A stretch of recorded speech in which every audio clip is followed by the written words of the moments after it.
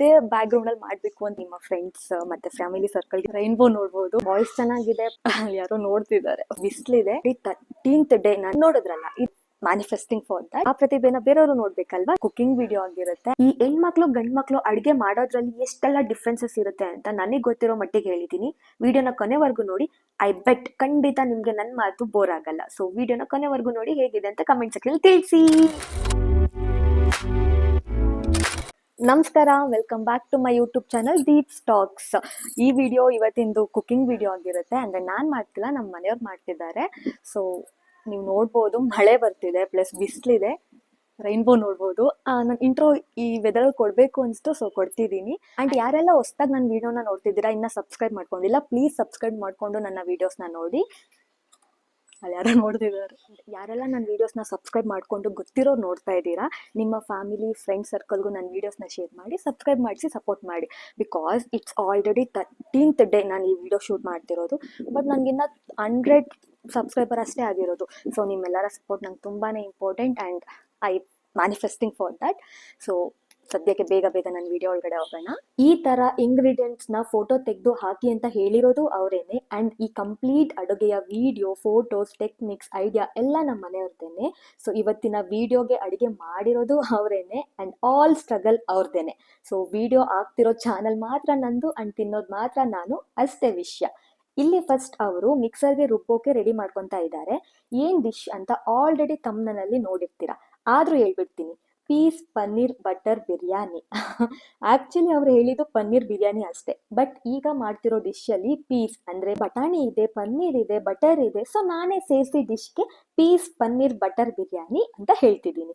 ಈಗ ಸದ್ಯಕ್ಕೆ ಅವರು ರುಬ್ಬೋಕೆ ಆಯಿಲ್, ಜೀರಿಗೆ, ಗ್ರೀನ್ ಚಿಲ್ಲಿ, ಬೆಳ್ಳುಳ್ಳಿ, ಕೊತ್ತಂಬರಿ, ತೆಂಗಿನಕಾಯಿ ಅಂಡ್ ಅರಿಶಿನ ಪುಡಿ ಹಾಕಿ ಫ್ರೈ ಮಾಡಿ, ಇವರು ಇದಕ್ಕೆ ಗಸಗಸೆನೂ ಆ್ಯಡ್ ಮಾಡ್ಕೊಂಡಿದ್ದಾರೆ. ಸೊ ಫೈನ್ ಆಗಿ ಪೇಸ್ಟ್ ಮಾಡ್ಕೊಂಡು ರೆಡಿ ಮಾಡ್ಕೊಂಡ್ರು. ಇನ್ನೇನು ಎಲ್ಲ ತರಕಾರಿ ಹಾಕಿ, ಮಸಾಲ ಹಾಕಿ, ಅಕ್ಕಿನ ಹಾಕಿ ಕುಕ್ಕರ್ ಕೂಗ್ತದೆ.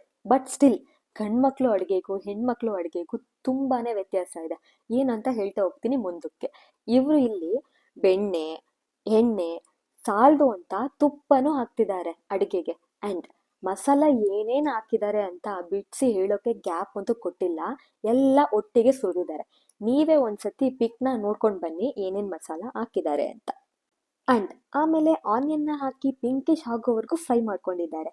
ನಾವ್ ಹೆಣ್ಮಕ್ಳು ಒಂದು ಪದಾರ್ಥ ಇಲ್ಲ ಅಂದ್ರೂ ಫೈನ್, ಅಡುಗೆ ಆಗುತ್ತೆ. ಬಟ್ ಗಂಡ್ಮಕ್ಳು ಹಂಗಲ್ಲಪ್ಪ. ಯಾಕಂತ ಹೇಳ್ತೀನಿ ಇರಿ. ಸೊ ಆನಿಯನ್ ಫ್ರೈ ಆದಮೇಲೆ ಕ್ಯಾರೆಟ್, ಬೀನ್ಸ್ ಅಂಡ್ ಬಟಾಣಿನ ಒಟ್ಟಿಗೆ ಹಾಕಿ ಲೈಟಾಗಿ ಅದನ್ನು ಕೂಡ ಫ್ರೈ ಮಾಡ್ತಾ ಇದ್ದಾರೆ ಇಲ್ಲಿ. ನಂಗೆ ಗೊತ್ತಿರಂಗೆ ಈ ಗಂಡ್ಮಕ್ಳು ಒಂದು ಗಸಗಸೆ, ಒಂದು ಚಿಕ್ಕ ಸ್ಮಾಲ್ ಪದಾರ್ಥ ಇಲ್ಲ ಅಂದ್ರೂ ಅಡುಗೆನೇ ಮಾಡಲ್ಲ, ಹೋಗಿ ಅಂಗಡಿಲಿ ತಂದು ಮಾಡೋದು. ಸೊ ನಮ್ಮ ಹೆಣ್ಮಕ್ಳು ಹಂಗಲ್ಲ ಅಪ್ಪ, ಇರೋದ್ರಲ್ಲೇ ಜೈ ಅನ್ಸ್ತೀವಿ ಅಲ್ವಾ? ನೀವೇನಂತೀರಾ ಕಮೆಂಟಲ್ಲಿ ತಿಳಿಸಿ. ಒಂದು ರೌಂಡ್ ಫ್ರೈ ಆಗಿರೋ ತರಕಾರಿಗೆ ಅರಿಶಿನ, ರುಬ್ಬಿರೋ ಮಿಶ್ರಣ ಅಂಡ್ ಲಾಸ್ಟಲ್ಲಿ ಪನ್ನೀರ್ನ ಹಾಕಿ ಎಲ್ಲದನ್ನು ಚೆನ್ನಾಗಿ ಮಿಕ್ಸ್ ಮಾಡ್ಕೊಂಡ್ರು. ಸ್ಟೋರಿಯಲ್ಲಿ ಟ್ವಿಸ್ಟ್ ಏನಂದ್ರೆ, ನನಗೆ ಮಾತ್ರ ಅಡುಗೆ ಮಾಡ್ತಿದ್ದಾರೆ ಅಂತ ಅನ್ಕೊಂಡೆ. ಬಟ್ ನೋ, ಅವರು 4 ಮೆಂಬರ್ಸ್ಗೆ ಅಡುಗೆ ಮಾಡ್ತಿದ್ರು. ಸೊ 2 ಗ್ಲಾಸ್ ಅಕ್ಕಿಗೆ 4 ಗ್ಲಾಸ್ ನೀರಂಗೆ ಅವರು ಇಲ್ಲಿಗೆ ನೀರು ಹಾಕಿ ಕುದಿಯೋಕ್ಕೆ ಬಿಟ್ಕೊಂಡ್ರು. ಅವರು ಆಲ್ರೆಡಿ ಅಕ್ಕಿನ 30 ಮಿನಿಟ್ಸ್ ಮುಂಚೆನೆ ನೀರಲ್ಲಿ ನೆನಾಕಿಟ್ಟಿದ್ರು.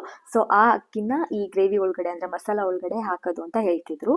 ಪ್ಲಸ್ ಇಷ್ಟೆಲ್ಲ ಪ್ರಾಸೆಸ್ ನಡಿಬೇಕಾದ್ರೆ ನಮ್ಮ ಕಾನ್ವರ್ಸೇಷನ್ ಏನು ನಡೀತಿತ್ತು ಅಂದರೆ, ಅವ್ರು ಹೇಳ್ಕೊಡ್ತಿದ್ರು ಯಾವ ಪದಾರ್ಥ ಆದಮೇಲೆ ಯಾವ ಪದಾರ್ಥ ಹಾಕಬೇಕು, ಆವಾಗ ಹೆಂಗೆ ಫ್ಲೇವರ್ಸ್ ಚೆನ್ನಾಗಿ ಬರುತ್ತೆ, ಯಾವ ಮಸಾಲ, ಇಷ್ಟು ಅಡುಗೆ ಮಾಡ್ತೀವಿ ಅಂದರೆ ಆ ಮಸಾಲ ಇರಲೇಬೇಕು, ಇಲ್ಲದಿದ್ರೂ ನಡೆಯುತ್ತೆ ಅಂತೆಲ್ಲ ಮಾಡಿದ್ರೆ ಟೇಸ್ಟ್ ಬರಲ್ಲ ಅಂತ.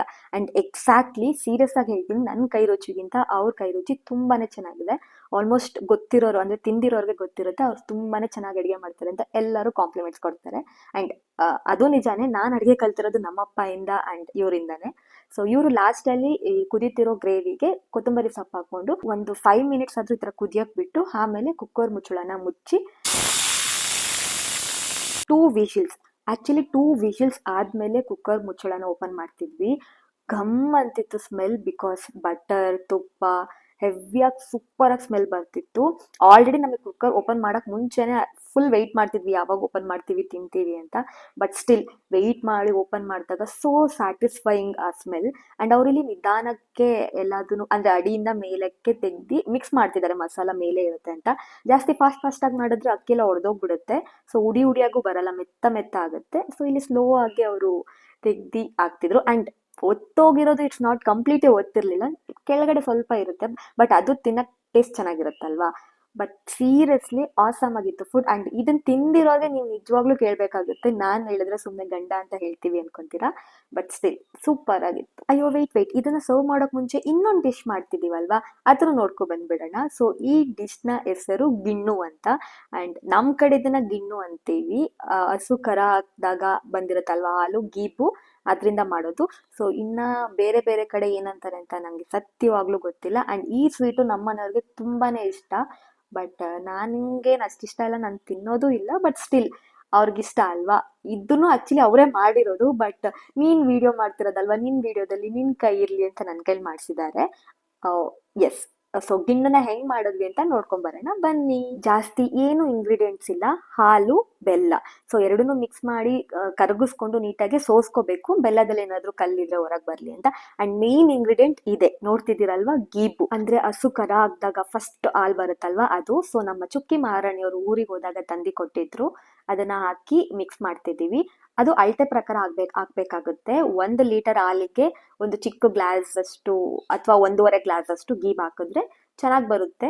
ಸೊ ಟೇಸ್ಟಿಗೆ ಏಲಕ್ಕಿನೂ ಹಾಕಿ ಚೆನ್ನಾಗಿ ಮಿಕ್ಸ್ ಮಾಡ್ಕೊಂತಿದೀವಿ, ಹಾಲು ಮತ್ತೆ ಗೀಬು ಎಲ್ಲ ನೀಟಾಗಿ ಮಿಕ್ಸ್ ಆಗ್ಲಿ ಅಂತ. ಅಂಡ್ ಇದನ್ನ ಹಬೆಯಲ್ಲಿ ಬೇಯಿಸ್ಕೋಬೇಕಾಗುತ್ತೆ, ಅಥವಾ ಇವಾಗ ಟ್ರೆಂಡ್ ಕಾಲದಲ್ಲಿ ಕುಕ್ಕರಲ್ಲಿ ಇಟ್ಟು ಕೂಡ ಕೂಗಿಸ್ಕೋಬಹುದು, ಚಿಕ್ಕ ಚಿಕ್ಕ ಬಾಕ್ಸ್ ಅಲ್ಲಿ ಇಟ್ಟು. ಬಟ್ ಸ್ಟಿಲ್ ನಾವು ಹಬೆಯಲ್ಲೇ ಬೇಯಿಸೋಣ ಅಂತ ಇಡ್ಲಿ ಪಾತ್ರೆನ ಇಟ್ಟು ಅದಕ್ಕೆ ಸ್ವಲ್ಪ ನೀರು ಅಂದ್ರೆ ಒಂದ್ ಸ್ವಲ್ಪ ಮುಳುಗೋ ಹಂಗೆ, ಕೆಳಗಡೆ ಏನ್ ಇಟ್ಟಿದೀವಲ್ವ ಟ್ರೆ, ಅದು ಮುಳುಗೋ ಹಂಗೆ ನೀರ್ ಹಾಕಿ ಪಾತ್ರೆ ಇಟ್ಟು ಬೇಯಿಸ್ಕೊಂತಾ ಇದ್ದೀವಿ. ಸೊ ಖಾರ ಮಾಡಿರೋ ಪಾತ್ರೆಯಲ್ಲಿ ಇದನ್ನ ಇಟ್ರೆ ಒಡೆದೋಗುತ್ತೆ, ನೀಟಾಗಿ ಬರದೇ ಇರ್ಬೋದು. ಬಟ್ ಅದಕ್ಕೋಸ್ಕರ ನಾವು ಸ್ವೀಟ್ ಮಾಡುವಂತ ಪಾತ್ರೆ ಇರುತ್ತಲ್ವಾ, ಅದಕ್ಕೆ ಈ ಮಿಶ್ರಣನ ಹಾಕಿ ನಾವು ಬೇಯಿಸ್ಕೊಂತಾ ಇದ್ದೀವಿ. ಆಲ್ಮೋಸ್ಟ್ 30 ಮಿನಿಟ್ಸ್ ಬೇಯಿಸಾದ್ಮೇಲೆ ಓಪನ್ ಮಾಡಿ ನೋಡಿದಾಗ ಸೂಪರ್ ಆಗಿ ಬಂದಿತ್ತು. ಇವ್ರು ಬೆಲ್ಲ ಸ್ವಲ್ಪ ಜಾಸ್ತಿ ಹಾಕಿದ್ರಿಂದ ನೀರಾಗಿತ್ತು, ಬಟ್ ಸ್ಟಿಲ್ ಟೇಸ್ಟ್ ಚೆನ್ನಾಗಿತ್ತು. ಇವ್ರಿಗೆ ತಡೆಯೋ ಪೇಷನ್ಸು ಇರಲಿಲ್ಲ. ನಾನು ವಿಡಿಯೋಗೋಸ್ಕರ ಇಡೀರಿ ಒಂದು ಸ್ವಲ್ಪ ವಿಡಿಯೋ ಮಾಡೋಣ ಅಂತ ಹೇಳಿ ಇಡ್ಸಿದ್ದಾಯ್ತು. ಆಮೇಲೆ ಅವರೇ ಅರ್ಥ ಮಾಡ್ಕೊಂಡು ಹಿಡಿದ್ರು, ಯಾಕಂದ್ರೆ ಅಷ್ಟು ಇಷ್ಟ ಅವ್ರಿಗೆ ಈ ಸ್ವೀಟ್. ಅಂಡ್ ಸಖತ್ತಾಗೆ ಬಂದಿತ್ತು, ನೀವು ಟ್ರೈ ಮಾಡಿ ನೋಡಿ. ಈ ಡಿಶ್ ಜೊತೆಗೆ ನಮಗೆ ಅಂತ ಮಾಡಿರೋ ಪನ್ನೀರ್ ಬಿರಿಯಾನಿ ಕೂಡ ಸರ್ವ್ ಮಾಡಿಕೊಂಡು ತಿಂದ್ವಿ. ಟೇಸ್ಟ್ ಮಾತ್ರ ಅಲ್ಟಿಮೇಟ್ ಆಗಿತ್ತು. ಆ್ಯಂಡ್ ಉಪ್ಪು ಖಾರ ಹುಳಿ ಎಲ್ಲ ಪರ್ಫೆಕ್ಟ್ ಆಗಿತ್ತು. ಸೊ ನಾನು ಹೇಳಿದೆ ಸೂಪರ್ ಹಸ್ಬೆಂಡ್. ಸೊ ನೋಡಿದ್ರಲ್ಲ, ಇದಾಗಿತ್ತು ನಮ್ಮ ಕುಕ್ಕಿಂಗ್ ಡೇ. ಸೊ ಈ ವಿಡಿಯೋ ತುಂಬ ಚೆನ್ನಾಗಿತ್ತು ಅಂತ ಅನ್ಕೊಂತೀನಿ. ಆ್ಯಂಡ್ ನಿಮ್ಗೆಲ್ಲರಿಗೂ ಇಷ್ಟ ಆಯಿತು ಅಂತ ಅನ್ಕೊಂತೀನಿ. ಬರೀ ನೀವಷ್ಟೇ ನೋಡೋದಲ್ಲ, ನಿಮ್ಮ ಫ್ಯಾಮಿಲಿ, ಫ್ರೆಂಡ್ಸ್ ಆ್ಯಂಡ್ ಗೊತ್ತಿರೋರ್ಗೂ ನನ್ನ ವೀಡಿಯೋಸ್ನ ಶೇರ್ ಮಾಡಿ ಅವ್ರಿಗೂ ನೋಡೋಕ್ಕೆ ಹೇಳಿ. ಸೊ ಇನ್ನು ಯಾವ ಥರ ಕಂಟೆಂಟ್ ಮಾಡಬೇಕು ಅಂತ ಕೂಡ ತಿಳಿಸ್ಬೋದು. ಆ್ಯಂಡ್ ವಿಡಿಯೋ ಹೆಂಗಿತ್ತು ಅಂತ ಕಮೆಂಟ್ ಸೆಕ್ಷನಲ್ಲಿ ತಿಳಿಸಿ. ಆ್ಯಂಡ್ ಇಲ್ಲಿವರೆಗೂ ನನ್ನ ವಿಡಿಯೋ ನೋಡಿರೋರಿಗೆ ತುಂಬ ಹೃದಯದ ಧನ್ಯವಾದಗಳು. ಈ ವಿಡಿಯೋನ ನೀವು ಇನ್ನೂ ಶೇರ್ ಮಾಡ್ಬೋದು ನಿಮ್ಮ ಫ್ರೆಂಡ್ಸ್ಗೆಲ್ಲ, ಬಿಕಾಸ್ ನಂಗೆ ತುಂಬ ಜನ ರಿವ್ಯೂಸ್ ಕೊಟ್ಟಿದ್ದೀರಾ, ನನ್ನ ವಾಯ್ಸ್ ಚೆನ್ನಾಗಿದೆ, ಪದ ಬಳಕೆ ಚೆನ್ನಾಗಿದೆ ಅಂತ. ಆ್ಯಂಡ್ ಆ ಪ್ರತಿಭೆನ ಬೇರೆಯವರು ನೋಡ್ಬೇಕಲ್ವಾ. ಸೊ ಮತ್ತೆ ನಿಮಗೆ ಥ್ಯಾಂಕ್ಸ್ ಹೇಳ್ತಾ ನಾನು ವಿಡಿಯೋನ ಇಲ್ಲಿಗೆ ಎಂಡ್ ಮಾಡ್ತಿದ್ದೀನಿ. ಆ್ಯಂಡ್ ಧನ್ಯವಾದಗಳು, ಎಲ್ಲರಿಗೂ ಒಳ್ಳೆಯದಾಗಲಿ. ಬಾಯ್.